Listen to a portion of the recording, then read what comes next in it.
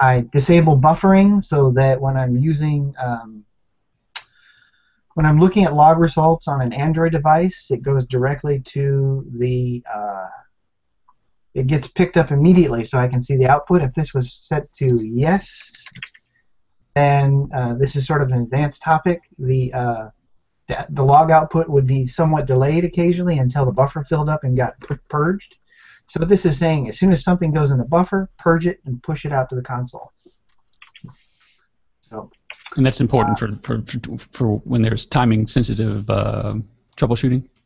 Yeah, you know, well, what could happen is if you didn't do this, you could print a message, and let's say it's some critical message like missing font or missing file or some setting you needed to see in the console, but you never printed anything after that. It could get stuck in the queue, in the buffer, and you would never see the message. You'd be like, oh, everything looks good.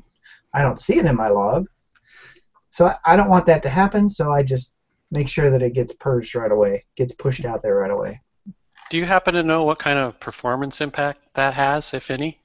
I would imagine that there's always going to be a performance impact when you do something like this, but it would have to be extremely small. I've never, ever had this turned off in any app or game I've ever used. But I will say that since you're asking a great question, what I do in my apps when I'm getting ready to do a production release, if I feel that it is a good idea not to print anything, I will simply do this. Well, if I can spell. I will replace the print right at the top, at the very beginning. Actually, I'd probably put it right at the very first line in main Lua with a dummy function. And then from then on, the function will get called, but it will do nothing.